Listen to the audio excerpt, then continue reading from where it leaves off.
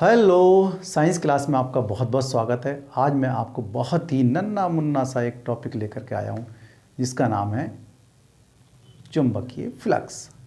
चुंबकीय फ्लक्स क्या होता है, चलिए बाद में सीखते हैं। हम छोटी छोटी बातें और कुछ सीख लेते हैं। इससे पहले मैं आपको कंसेप्ट क्लियर करना चाहूँगा। बिल्कुल आपको कंसेप्ट क्लियर हो जाएगा कि चुंबकीय फ्लक्स क्या बवाल है। देखें मेरे हाथ में क्या देख रहे हैं आप, ये कॉपी या फाइल देख रहे हैं। इस पर हम एक अविलंब खींचना चाहते हैं, इसी के ऊपर अविलंब उठाना चाहते हैं, तो इसका अविलंब ये होगा, ओके, लंबवत। अब इस पेन की दिशा ऊपर है, इसको नॉर्मल कहेंगे।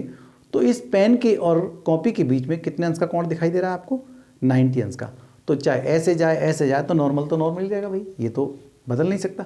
तो मैंने इस नॉर्मल को कुछ इस तरह से आपको बताया है तार के रूप में। ये नॉर्मल चाहे ऐसे करें नॉर्मल तो ये रहेगा, ठीक है नहीं, ऐसा करें कुछ भी करें तो नॉर्मल तो इसका यही रहेगा, यही अविलंब रहेगा। ठीक, अब आपको क्लियर हो गया होगा। तो अविलंब के और तल के बीच में कुछ कोण भी दिखाई दे रहा है, बिल्कुल 90 अंश का कोण होता है अविलंब जब भी बनता है, आप आराम से उठा सकते हैं उसको। ठीक, अब छाते की बात आती है, तो छाते का अविलंब कौन सा होता है? छाते का अविलंब वो होता है जो हम डंडी पकड़ते हैं उसकी, आगे समझ, वहाँ बैलेंस रहता है। ऐसे ही इसका बैलेंस ये है, ठीक है, ये अविलंब इसका ये होगा। ओके, चलिए छाते की बात छोड़िए, आप यहाँ समझिएगा। देखो यहाँ पर आप जानते हैं कि अविलंब को दिमाग में रखेंगे और एक तल है, ये एक एरिया है, इसका एरिया ए मानेंगे हम, और चुंबकीय क्षेत्र को हम बी से डिनोट करते हैं। तो चुंबकीय क्षेत्र की बल रेखाएं या फिर चुंबकीय क्षेत्र की रेखाएं एक ही बात है। इस यहाँ जा रही हैं समान चुंबकीय क्षेत्र। समान चुंबकीय क्षेत्र वो होता है जहाँ पर चुंबकीय क्षेत्र की रेखाएं समांतर हो और उन एक रेखा और दूसरी रेखा के बीच की दूरी बिल्कुल समान हो, वो समान चुंबकीय क्षेत्र कहलाता है। अब समान चुंबकीय क्षेत्र यहाँ से आ रहा है तो इससे जरूर टकराएगा और टकराते हुए वो उधर निकलेगा। तो जितनी संख्या यहाँ चुंबकीय बल रेखाओं की संख्या हमें प्राप्त होगी, संपूर्ण चुंबकीय बल रेखाओं की संख्या जितनी हमें प्राप्त होगी वही चुंबकीय फ्लक्स कहलाएगा। और आप देखें चुंबकीय रेखाएं सीधी निकल जाएंगी तो ये चुंबकीय फ्लक्स नहीं हुआ। इससे टकराने वाला, इससे निकलने वाला जो भी बल रेखाएं होंगी वही चुंबकीय फ्लक्स होगा। तो यहां से तो नहीं निकल पाएगा, यहां तो नहीं मिल पाएंगे, तो खाली रह जाएगा। ठीक है, अब यहां समझने वाली बात है, ये अविलंब है। तो यहां देखें कि चुंबकीय बल रेखाओं की संख्या ऐसे जा रही थी, ठीक। तो यहां ये पेन में रख दूं, यहां देखें कि ये देखो ध्यान से कि अविलंब और चुंबकीय बल रेखा के भी, ये चुंबकीय बल रेखा मान के चलो, चुंबकीय क्षेत्र रेखा मान के चलो, ये वाला पेन जो मेरे हाथ में, ठीक, ऐसे जा रहा है ये। तो अविलंब और इस चुंबकीय क्षेत्र रेखा के बीच में कितने अंश का कोण है? देखो 0 अंश का कोण है, क्योंकि इसकी दिशा ही वही है और अविलंब की दिशा भी वही है। तो 0 अंश का कोण है, इसका मतलब है यहाँ चुंबकीय फ्लक्स सबसे ज़्यादा होगा जब 0 अंश का कोण होगा। तब किसके बीच में होगा? अविलंब से कोण नापते हैं, हमेशा याद रखेंगे, नॉर्मल से कोण नपेगा। अब दूसरी बात देखें, अब यहाँ पर अब हमने तल को घुमा दिया है, तल को क्या कर दिया? घुमा दिया। घुमा करके बाद देख रहे हैं कि यहाँ से चुंबकीय क्षेत्र रेखा जा रही है इस तरह से, तो यहाँ हमें कोई भी चुंबकीय फ्लक्स प्राप्त नहीं हो रहा है। यहाँ खास बात देखने को मिल रही है कि चुंबकीय बल रेखा और अविलंब के बीच में कितने अंश का कोण है? वो है 90 अंश का कोण। 90 अंश के कोण पर चुंबकीय फ्लक्स का जो मान होगा वो सबसे कम होगा। बस मुझे यही वाली बात आपको सिखानी थी। अब हम वहाँ देखते हैं क्या हाल है इसका, समझ में आ गई होगी पूरी बात। ठीक है, ये हो गया तल इसका और ये होगी चुंबकीय बल रेखा की दिशा। चुंबकीय बल रेखा की दिशा और अविलंब के बीच में यदि 0 अंश का कोण है, ठीक है, किसके अनुदिश जा रही है ये? इस अविलंब के अनुदिश चुंबकीय बल रेखा जा रही है, चुंबकीय क्षेत्र रेखा जा रही है। जब इन दोनों के बीच में कैसा है? थीटा का मान 0 अंश है, तो चुंबकीय फ्लक्स का मान हमें ज़्यादा प्राप्त होगा। क्यों? क्योंकि ये जो तल है और चुंबकीय बल रेखा के बीच में यहाँ कितने अंश का कोण बन रहा है? वो लंबवत है ये, ठीक। और यहाँ क्या है? चुंबकीय तल कैसा है? जैसे चुंबकीय रेखा जा रही है उसी तरह से ये तल है। तो भैया अविलंब और इसके बीच में तो फिर 90 अंश का कोण बनेगा और वहाँ मान चुंबकीय फ्लक्स का मान 0 हमें सबसे कम प्राप्त होगा, 0 प्राप्त होगा। अब यहाँ देखिएगा, देखो इस तरह से रखा है ये, ठीक, ये तल है, चुंबकीय क्षेत्र ये जा रहा है निकल के, चुंबकीय बल रेखा ये जा रही है निकल के। तो यहां देख रहे हैं कि आप इसके अनुदिश, ये क्या है, अविलंब है, और ये कैसी रेखा है, तो सबसे ज़्यादा रेखा हमें प्राप्त हो रही है, इसलिए यहाँ चुंबकीय फ्लक्स का मान ज़्यादा हो। और हम ऐसे घुमा देंगे तब, तो यहाँ बहुत सारी रेखाएं इससे निकल कहाँ जाएंगी, सब निकल जाएंगी पार, परंतु ये 90 अंश का कोण है, इसलिए यहाँ पर थीटा का मान 90 होगा और चुंबकीय फ्लक्स हमें 0 प्राप्त होगा। बस दो ही बात थी इसके अंदर, यहाँ दोनों बातों को यहाँ समझ लें, क्योंकि ये दोनों बातें एग्जाम में ही पूछी जाएंगी कि क्या होगा जब चुंबकीय क्षेत्र तल के अविलंब के लंबवत हो। चुंबकीय क्षेत्र अविलंब के लंबवत, देखो ये अविलंब के लंबवत हो, चुंबकीय क्षेत्र तो ये जा रहा है और अविलंब के लंबवत मतलब 90 अंश का कोण बन रहा हो, ठीक है, या फिर तल के समांतर हो। तो तल के समांतर, ये तल तो हमारा ये है, तो इसी के समांतर तो है ये, देखो ये समांतर है, तो चुंबकीय फ्लक्स फाई का मान 0 होगा।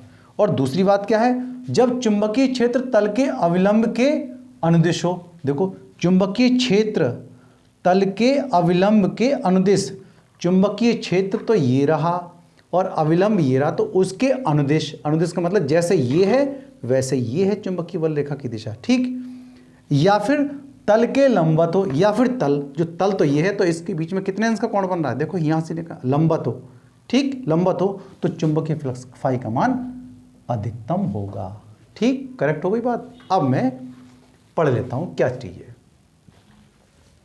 चुंबकीय फ्लक्स, ये यहां छूटा है, चुंबकीय फ्लक्स।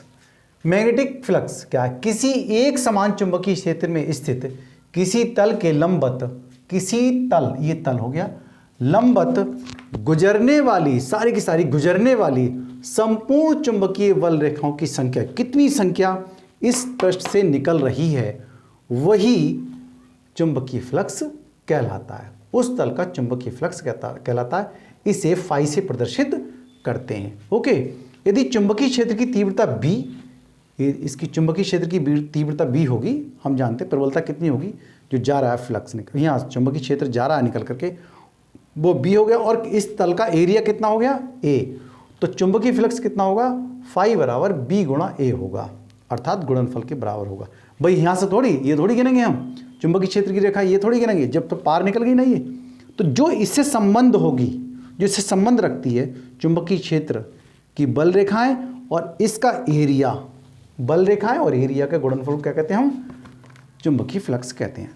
अब अगली बात सुनिए, यदि तल पर अविलंब चुंबकीय क्षेत्र B के साथ थीटा कोण बनाए, मतलब ऐसे हो जाए, ऐसे हो जाए मान लिया, तो देख लेते हैं क्या आएगा, अविलंब के साथ कितना कोण ये बनेगा, ये वाला कोण कितने बनेगा, देखो अब मान थोड़ा कम निकलेगा, है अब बिल्कुल ही कम हो जाएगा, ये ऐसे करके कुल मिला करके, तो फाई बराबर बी ए कॉस थीटा आएगा।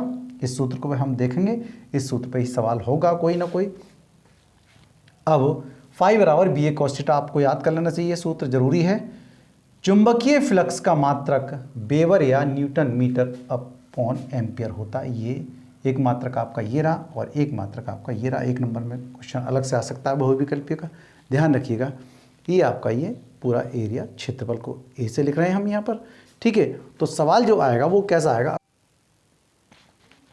देखिए जो मैंने सवाल लिखा है वो क्या है, पढ़ लेते हैं इस सवाल को।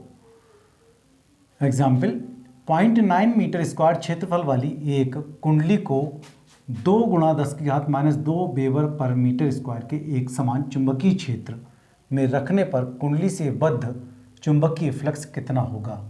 तो जो कुंडली है वो 2 स्थिति में रखी जाती है, तो उसका चुंबकीय फ्लक्स कितना निकलेगा। नंबर 1 स्थिति चुंबकीय क्षेत्र के अनुदिश हो, मतलब जो कुंडली का जो तल है वो चुंबकीय क्षेत्र के अनुदिश हो, और दूसरी बात है एक बार चुंबकीय क्षेत्र के लंबवत हो। तो दोनों में हम चुंबकीय फ्लक्स निकाल के देखते हैं कैसे कैसे निकलता है। मैं आपको समझा दूं। पहला है कुंडली का तल चुंबकीय क्षेत्र के अनुदिश हो। देखो ये जो आपको दिखाई थी मैंने, ये अविलंब तो ये है ही है, और ये है आपकी ये कुंडली, ठीक है। ये इस पर तार पर लपेटा जाता है, इस पर तार लपेटा जाएगा ना, आयताकार कुंडली है ये, ठीक है। तो चुंबकीय कुंडली का तल, तो कुंडली का तल तो ये हो गया, और कैसा है, और चुंबकीय क्षेत्र कैसे जा रहा है, मतलब चुंबकीय क्षेत्र की रेखाएं कैसे जा रही हैं, इसके जैसी जा रही हैं। ओके, जैसे इसकी डायरेक्शन है अनुदिश, किसके, चुंबकीय क्षेत्र के अनुदिश, जैसे ये है वैसे ही कुंडली का तल है। ओके, परंतु हम जब भी देखते हैं कोण को, देखें मैंने यहाँ लिख दिया है कि कोण को अविलंब से ही देखें, ये टॉपिक इसके साथ, कोण को कहाँ से देखें, अविलंब से। तो कोण को मैं अविलंब से देखूं, भाई चुंबकीय क्षेत्र की दिशाएं तो ये, चुंबकीय बल रेखाएं की दिशाएं तो ये है, तो अब खुद देखो कि अविलंब और चुंबकीय बल रेखा के बीच में कितने अंश का कोण है। तो ये है आपका थीटा का मान कितना है, थीटा का मान दे रखा है 90 अंश। ओके, ये 90 हो गया। अब हमें क्या क्या चीज़ दे रखी है सवाल में, हम देख लेते हैं। 0.9 मीटर क्षेत्रफल, तो क्षेत्रफल का मतलब तो हो गया ए बराबर हो गया 0.9 मीटर स्क्वायर। एक कुंडली है, दो कुंडली, तीन कुंडली, चार कुंडली, तो उसके लिए हम n का मान लगा लेते हैं। तो n बराबर कितना है 1, एक कुंडली। 2 × 10⁻² वेबर पर मीटर स्क्वायर के एक समान चुंबकीय क्षेत्र। तो चुंबकीय क्षेत्र को हम क्या लिखते हैं, v से लिखते हैं। तो चुंबकीय क्षेत्र कितना दे रखा है 2 × बहुत ही मजेदार सवाल है, 10⁻² वेबर पर मीटर की घात 2। ठीक है, बस ये चीज़ दे रखी है। रखने पर कुंडली से बद्ध चुंबकीय फ्लक्स कितना होगा, ये चीज़ देखनी है। तो ये हमने निकाली, 1 2 3 चीज़ें निकल के। तो हम जानते हैं चुंबकीय फ्लक्स का सूत्र, चुंबकीय फ्लक्स फाई बराबर n एम लगा रहा हूँ मैं, यहाँ पर कुंडली की संख्या ज्ञात करेंगे, n बाद में भी लिख सकते हैं। देखो बी ए कॉस थीटा, यही तो सूत्र था हमारा, बी ए कॉस थीटा। ये एक कुंडली के लिए है, ठीक है जी, एक कुंडली के लिए। लेकिन एक कुंडली के लिए यहाँ n बराबर हम लिख सकते हैं। तो क्या लिखेंगे, n की वैल्यू कितनी है 1 है, 2 होती तो 2 लिखता, 4 होती 4 कुंडली। b का मान देखें कितना है, गुणा 2 10⁻²। और a की वैल्यू कितनी दे रखी है 0.9। और cos थीटा का मान कितना दे रखा है, ये दे रखा है 90। आप समझ गए होंगे ना। यहाँ जब तल इसका तल जो है वो चुंबकीय क्षेत्र के अनुदिश है, तो खुद ही जानते हो इसका रिजल्ट 0 आएगा, क्योंकि फ्लक्स कैसा आएगा, 0 आएगा। तो 0 निकल कर आएगा। देखो 1 दूनी 2, 2 9 18, कितना हो गया, गुणा cos 90 का मान 0 होता है, और टोटल कितना हो गया 0। तो फाई की वैल्यू यहाँ कितनी आ गई, 0 आ गई। अब देखें चुंबकीय क्षेत्र के लंबवत हो, मतलब 2 बार रखना है हमें। चुंबकीय क्षेत्र के अनुदिश तो हमने ये रिजल्ट देख लिया, चुंबकीय क्षेत्र के लंबवत हो, तो लंबवत में हम क्या करते हैं, देख लें पैसे कैसे निकालने हैं हम। मतलब लंबवत, देखो चुंबकीय क्षेत्र की रेखाएं तो जा रही हैं ये, और तल कैसा है, चुंबकीय क्षेत्र के लंबवत। कुंडली का तल तो कुंडली तो है ये, और चुंबकीय क्षेत्र के ये, तो ये तो अनुदिश हो जाएगा, और ये हुआ आपका लंबवत। ओके भाई, अनुदिश तो ये हो जाएगा, जैसा ये जा रहा है वैसे ये, लेकिन हम देखना है यहाँ कि लंबवत, तो लंबवत हो गया। अब देखो कोण कहाँ से देखना है, कोण वहीं से देखना है, कहाँ से, अविलंब से।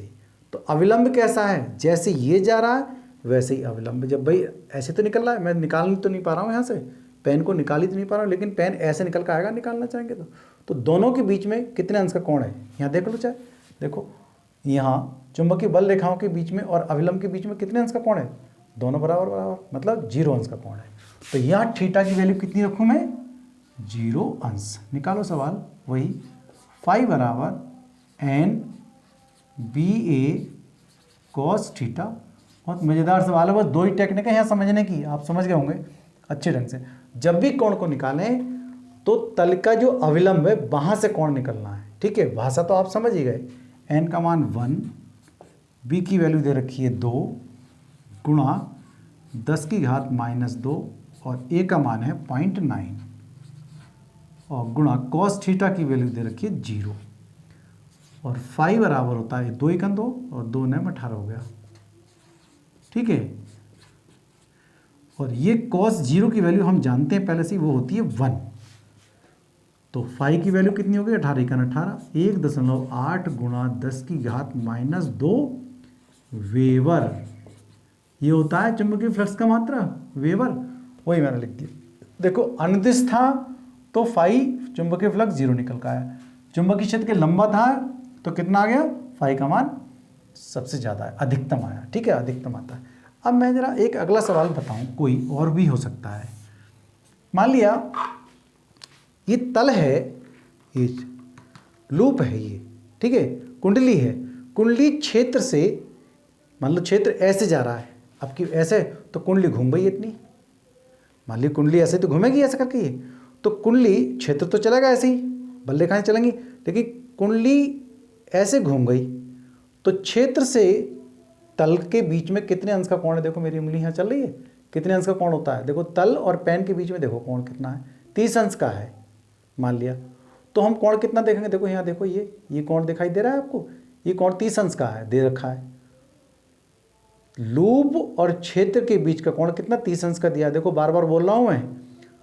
तो वास्तव में जो कोण होगा वो कितना होगा, अविलंब से देखें और क्षेत्र के बीच में देखें, अर्थात चुंबकीय बल रेखाओं के बीच में देखें, कितने अंश का, 90 में से 30 घटाओ, तो थीटा की वैल्यू, यदि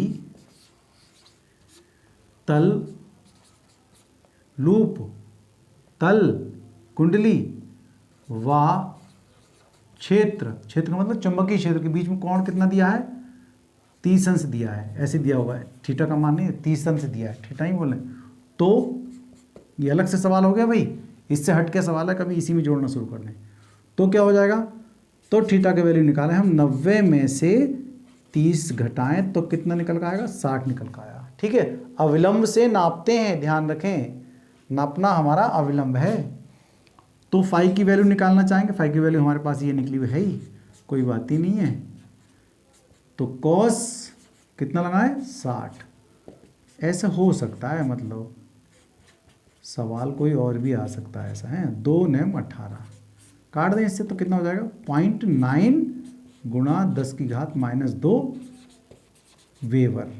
ये भी आपका एक अलग से सवाल हो सकता है। ओके, आपको सवाल समझ में आ गया होगा। बहुत बहुत धन्यवाद।